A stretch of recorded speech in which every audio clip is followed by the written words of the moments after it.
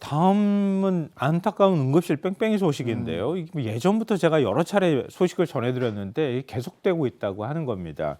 그래서 대구시와 소방당국에 따르면요, 지난 2월 28일이었습니다. 이 쌍둥이 출산을 앞둔 임신 28주짜의 미국 국적 산모가 복통을 호소하면서 조산 징후를 보였다고 하는데요. 이후에 수용 가능한 병원을 찾지 못한 채 4시간가량을 헤매야 했다고 합니다. 결국 쌍둥이 가운데 한 명은 저산소 혈증으로 출생 직후 숨을 거뒀고요. 다른 한 명은 뇌 손상을 입어서 치료를 받고 있는 중이라고 합니다. 네, 위급한 상태에 놓인 산모임에도 4시간가량을 지체했다는 건데요. 정말 안타깝습니다. 대체 왜 이런 일이 있었을까요? 이거 사연을 제가 전해드리면서 또 제가 이 사연을 접하고 정말 많이 놀랐는데요. 정리해드리면 이런 겁니다. 그러니까 부부가 대구의 한 호텔에 머무르고 있었다고 하거든요. 근데 밤 10시가 조금 넘어서 아내가 조산 증세를 보여서 남편이 이제 막 얼마나 다급했겠습니까? 인근의 산부인과에 연락을 했다고 하는데요. 당신은 진료 이력이 없으니까 대학병원으로 가야 한다, 이런 답변을 들었다고 합니다.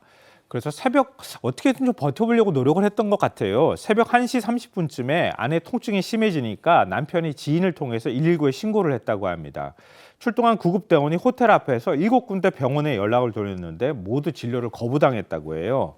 그러는 사이에 이미 1시간이 흘렀습니다. 네. 그러니까 대구에서는 아무리 병원을 찾아도 못 찾으니까 네. 남편이 결국 직접 차를 몰아서 아내가 평소 다니던 분당 서울대병원으로 올라오기 시작했다고 그래요. 거리가 만만치 않은. 굉장히 먼 거리죠. 네. 중간중간에 계속 119하고 연락을 취해서 아내 구미하고 그다음에 음성 쪽에 있는 IC에서 2차례 구급대와 접촉을 하면서 병원을 또 찾았는데 결국 실패를 해서 분당 서울대병원까지 왔다고 합니다. 네.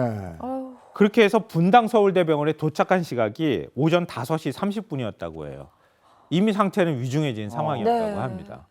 아니 이런 일이 계속 반복되고 대구에서 전에 또 이런 일 있지 않았었어요? 네, 맞습니다. 대구에서는 지난 2023년 병원을 전전하다 숨진 10대 응급환자 사건 이후에 이송 지연과 병원 수용 거부 문제를 개선한 책임형 응급의료 체계를 도입을 했다고 하는데요.